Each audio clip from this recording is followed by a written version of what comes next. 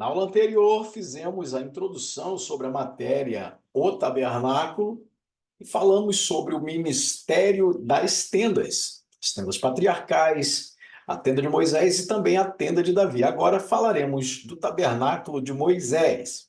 O tabernáculo, que em hebraico é Mishkan, foi o primeiro templo coletivo dos hebreus. Coletivo porque, como você viu na aula anterior, todos eles poderiam ter seu templo pessoal através da tenda. O tabernáculo era um templo móvel, edificado aos pés do Horebe, aos pés do Sinai, após estadia de quase um ano ali. Moisés recebeu instruções divinas sobre os detalhes do templo, onde seria temporariamente a morada do Deus eterno. Temporariamente, até porque esse tabernáculo era provisório. Nós vimos o texto no início da aula passada, Êxodo capítulo 25, versículo 8 diz: E me farão um santuário, e me farão um santuário, e eu habitarei no meio deles, conforme tudo que eu te mostrar, a saber, o modelo do tabernáculo e o modelo de todas as suas peças. Assim fareis. Para esse grande empreendimento, Deus separou duas figuras especiais, dois homens especiais, principalmente o homem por nome Bezalel, para serem os grandes artistas dessa obra. Capítulo 31 do Êxodo, o texto vai revelar detalhes sobre esses personagens. Êxodo capítulo 31 diz assim: E disse o Senhor a Moisés: Eis que eu tenho chamado pelo nome a Bezalel, que significa na proteção de Deus, filho de Uri, filho de Ur, da tribo de Judá. Eu derramarei sobre ele do Espírito de Deus, de sabedoria, de entendimento e de ciência, para toda classe de arte, para conceber invenções artísticas, para lavrar o ouro, a prata e o bronze, e lavrar pedras de engaste, e talhar madeiras, e para executar toda classe de trabalho. E eis que eu tenho designado para que o ajude a Oliabe, que significa tenda do pai, filho de Aizamaque, da tribo de Dan, e tenho posto sabedoria no coração de todos os homens hábeis para que executem tudo o que tenho te mandado, a saber, o tabernáculo de reunião, a arca do testemunho, o propiciatório que está sobre ela e todos os móveis da tenda, a mesa com seus utensílios, o castiçal e todos os seus utensílios, o altar de incenso, o altar de sacrifício com os seus utensílios, a pia com o seu pedestal, as vestes laboriosamente bordados do serviço, a vestimenta sagrada de Arão, o sacerdote, e as vestimentas de seus filhos, destinadas para servir nas funções sacerdotais. Portanto, como você viu no texto, Moisés não poderia fazer tudo isso sozinho. O papel de Moisés era organizar, liderar toda essa empreitada. Ele recebeu a visão, ele recebeu a revelação. Deus mostrou o modelo para ele no monte, conforme o verso 9 do capítulo 25 de Êxodo. E cabia a ele direcionar os homens que Deus consagrou, separou para fazerem o trabalho de artistas das obras que seriam colocadas no tabernáculo. Esses homens eram liderados por Bezalel e Aholiabe. O templo móvel dos hebreus. Texto base, Êxodo 25, versos 8 e 9, que acabamos de ler. Na imagem você pode ver o santuário, que é a tenda do tabernáculo. O tabernáculo é um templo móvel, era montado e desmontado pelos levitas das famílias de Coate, Gerson e Merari. E nessa imagem está a tenda. Na tenda estavam o lugar santo e o lugar santíssimo, que é o debir, ou o oráculo, ou o santo dos santos. Essa área externa, você nota aqui a ponta da bacia que ficava diante da porta, essa área externa chama-se pátio do tabernáculo ou átrio. Na imagem agora, você contempla o tabernáculo centralizado no meio das tribos. E é sobre isso que falaremos. O acampamento hebreu e a posição das tribos israelitas ao redor do tabernáculo. Cada tenda precisava estar com suas portas, com sua porta voltada em direção ao tabernáculo. E assim Deus estava literalmente no meio do povo, conforme sua vontade descrita em Êxodo capítulo 25, versículo 8. Eu preparei essa imagem para que você compreenda melhor como funcionava a dinâmica do acampamento hebreu. Então temos aqui no centro o tabernáculo, posicionado corretamente com sua porta para o lado leste, que é o lado oriental. A porta está aqui. Diante da porta, do lado de dentro do átrio, está o altar de sacrifício. Entre o altar de sacrifício e a tenda, que é esse retângulo, está a bacia de bronze. Esse retângulo é a tenda com dois ambientes. O primeiro, o lugar santo, o segundo, o santo dos santos. Logo na entrada da tenda, do lado direito, que aqui, ou do lado esquerdo, que aqui é o lado sul, está o candelabro. Do lado direito, que é o lado norte, está a mesa. Diante do véu está o altar de incenso, depois do véu, a arca da aliança. Este é o tabernáculo, a planta baixa do tabernáculo.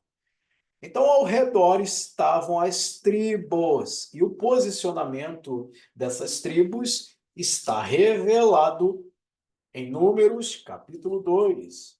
Vamos ver, livro de Números, capítulo 2. Por exemplo, no lado norte, né, norte, sul, leste, oeste. No lado norte, 3 tribos ficavam acampadas. Números capítulo 2, versículos 25 até o 32. O estandarte do exército de Dan circulará pelo lado norte, segundo suas hostes. Então você vê aqui a tribo de Dan, no norte do tabernáculo. E aí nós temos também Naftali. Naftali. Logo estará, versículo 29, a tribo de Naftali, com o príncipe dos filhos de Naftali. Suas hostes alistadas somavam 53.000. No versículo 27 diz: junto a eles acamparão a tribo de Asser, com o príncipe dos filhos de Asser. Então, do lado norte tinha Naftali, Dan e Asser. A revelação desse posicionamento vai até o versículo 32.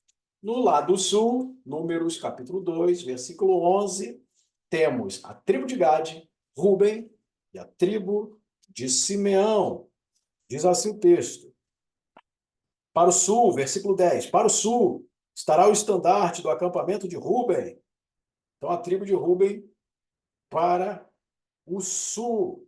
Verso 12, acamparão ao seu lado a tribo de Simeão, com o príncipe dos filhos de Simeão. Então, tem aqui a tribo de Simeão. Versículo 14, depois a tribo de Gade. Vamos para o lado oeste, ou seja, na parte posterior do tabernáculo, o lado oeste. Livro de Números, capítulo 2, versículo 18, o lado oeste. Para o ocidente, que é o lado oeste, estará o estandarte de Efraim. Temos aqui a tribo de Efraim.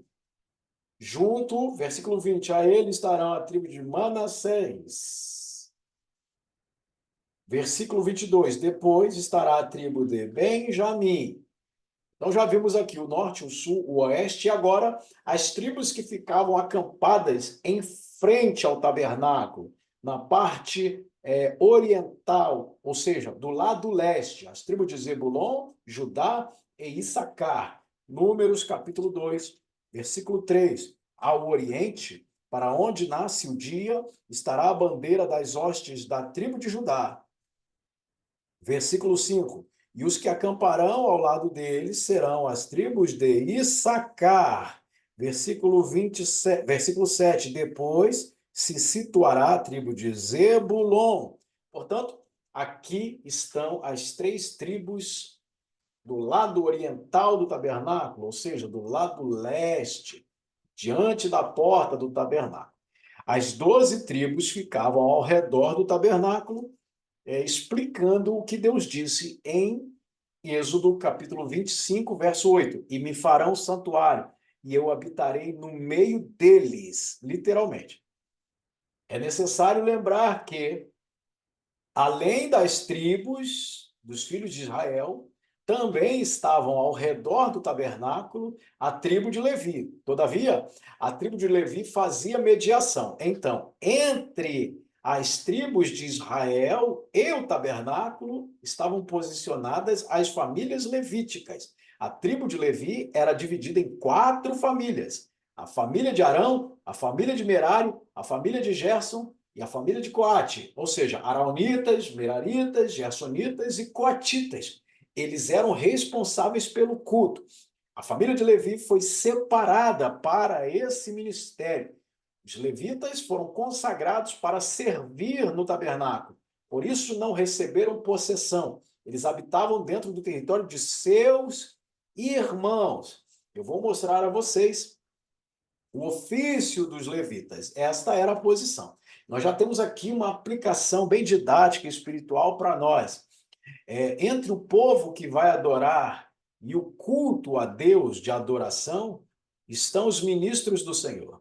Os ministros são servos de Deus, que servem o povo. Quando as tribos iam até o tabernáculo, lá estavam os levitas, e tudo já estava pronto para o culto ser realizado. Isso implica que nós, como servos de Deus, ministros do Senhor, precisamos preparar o ambiente para que pessoas possam se achegar até Deus, possam adorar a Deus. A organização do acampamento hebreu, como você viu, revela a necessidade de Deus estar sempre no centro das atividades diárias de seu povo. Deus precisa ser o centro da vida cotidiana de seu povo. Agora falaremos do serviço no tabernáculo. Eu te mostrei como o acampamento estava disponibilizado ali em torno do tabernáculo. Eu vou te mostrar agora o ofício dos levitas, o ofício sacerdotal e como isso funcionava na prática. Você imagina um templo como esse. Essas colunas têm 5 metros de altura.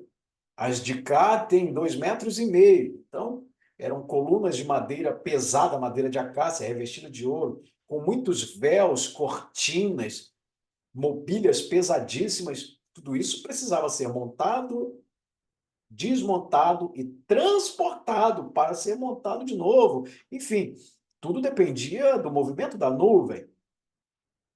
Isso foi entendido e compreendido pelos príncipes tribais, os príncipes de cada tribo. São 12 tribos, e a tribo levítica deveria servir as demais tribos no serviço do tabernáculo. Então, o livro de Números, no capítulo 7, revela a bondade dos príncipes tribais, a compaixão que eles tiveram com seus irmãos, visto que compreenderam que seus irmãos viveriam disso, dependeriam do serviço para a sua subsistência. Então, eles levaram uma oferta antes do tabernáculo ser desmontado pela primeira vez e começar a marcha pelo deserto. Os príncipes levaram uma oferta para que Moisés distribuísse aos levitas.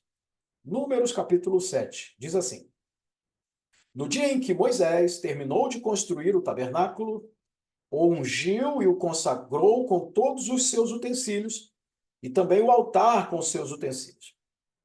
Que se aproximaram, aconteceu que nesse dia se aproximaram todos os príncipes das tribos de Israel, chefes da casa de seus pais, que haviam dirigido o censo, e ofertaram. Trouxeram as suas ofertas diante do Senhor, com as quais encheram 6 carros e 12 bois. Havia um carro para cada 2 chefes, e um boi para cada um deles. E eles os apresentaram diante do tabernáculo. Veja, 12 príncipes, cada príncipe representando uma tribo, levaram a oferta. A oferta consistia de carroças e bois. Cada carroça será puxada por 2 bois. Então, cada príncipe ofertou um boi. E cada príncipe ofertou, além do boi, meia carroça. Isto é, dois príncipes se juntaram e ofertaram uma carroça. Cada um deles, além de meia carroça, ofertaram um boi. Então, foram 6 carroças, 6 carros e 12 bois. Mais ou menos assim, olha, eu vou ofertar um boi. Vamos rachar a carroça?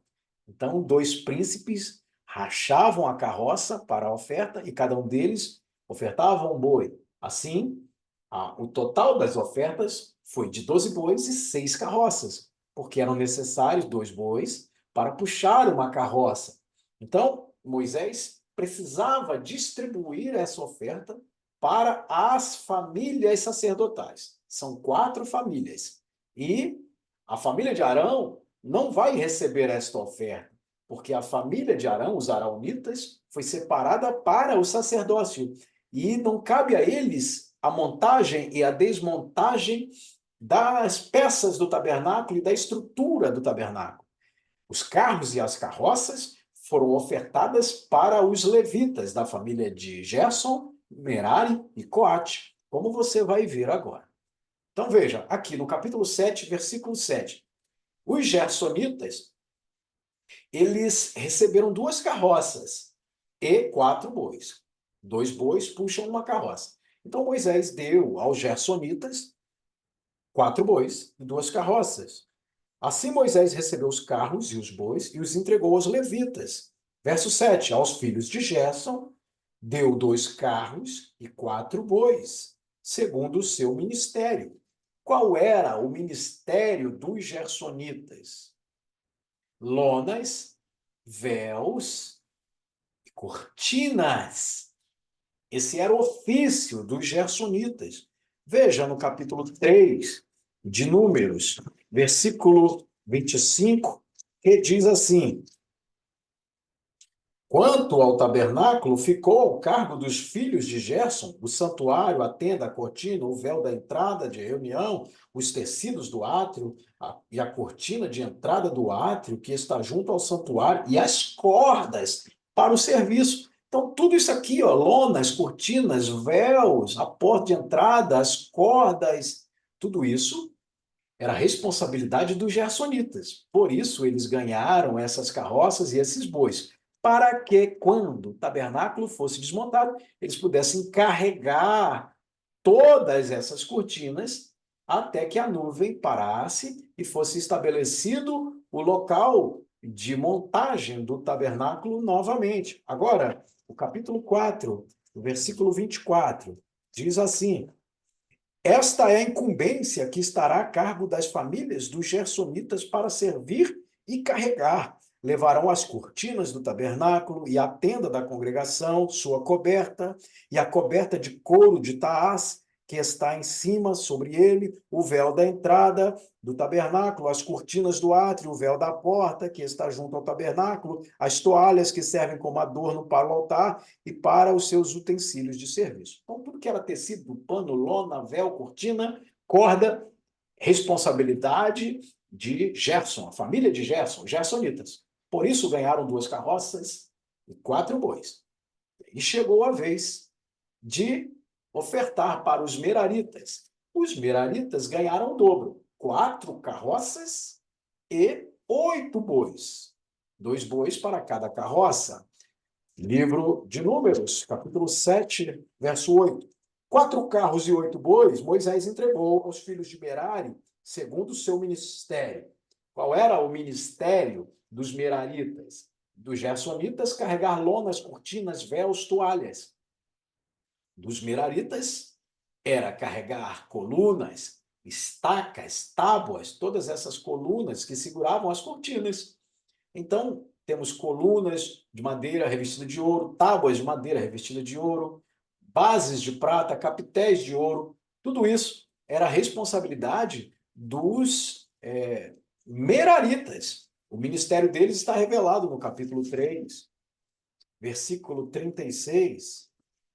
Diz assim: foi designado aos filhos de Merari o cuidado das tábuas do tabernáculo, suas varas, suas colunas, suas cordas, bem como seus utensílios e todo o seu serviço. Também as colunas que estão ao redor do átrio, suas bases, seus cravos e suas cordas. Veja, os meraritas tinham a responsabilidade de carregar todas essas pesadas colunas que se consistiam na estrutura física do tabernáculo, a estrutura que segurava os véus da responsabilidade dos gersonitas. E agora os coatitas. Como você notou, os gersonitas ganharam 2 carroças, 4 bois, os meraritas 4 carroças e 8 bois, e não sobrou nem boi nem carroça. E agora chegou a vez dos coatitas. Números capítulo 7, verso 9. Mas aos filhos de Coate, Moisés não lhes deu nada, porque estavam sobre si e em seus ombros o serviço do santuário. Veja, qual era o ministério dos coatitas? Números capítulo 3, verso 31. Foi designado aos coatitas a guarda da arca, da mesa, do candeeiro, do altar, dos utensílios sagrados para os ofícios e do véu com todo o seu serviço. Capítulo 4, verso 4. Este será o serviço que os filhos de Coate prestarão no tabernáculo, em relação às coisas santíssimas. Verso 15. Logo que Arão e os seus filhos terminem de cobrir todos os elementos do santuário, os filhos de Coate virão após ele para transportá-los, mas sem tocar nas coisas santas, para que não morram. Eis o encargo dos filhos de Coate no tabernáculo de reunião. Os coatitas não ganharam nem bois e nem carroças, eles ganharam varais. Note que essas mobílias possuíam varais. Os gersonitas tinham a responsabilidade de carregar cortinas, lonas, véus. Os meraritas tinham o dever de transportar as tábuas, as colunas, as estacas, mas os coatitas carregavam as mobílias do tabernáculo, o altar de sacrifício e a bacia que ficavam no pátio, o candelabro, a mesa de pães e o altar de incenso que ficavam no lugar santo e a arca da aliança que se encontrava além do véu no Santo dos Santos. Eles não ganharam carros e nem bois. Tinham a dura missão de carregar pesadas mobílias nos ombros. Porém, esse ofício era o mais glorioso. No encargo dos coatitas estava o privilégio de transportar as coisas sagradas, os elementos mais importantes, as mobílias do tabernáculo, sobretudo a arca da aliança. Então, muitas vezes, o nosso chamado, nossa vocação, nosso ministério, nosso ofício parece ter sofrido algum tipo de injustiça. Mas quando olhamos bem, nós notamos que Deus não erra. Pode estar mais pesado, sofrido e doloroso, mas certamente é mais glorioso. Que Deus te abençoe em nome de Jesus. Eu te vejo na próxima aula, porque falaremos das 3 divisões do tabernáculo e as dimensões do culto. Deus te abençoe em nome de Jesus. Até lá.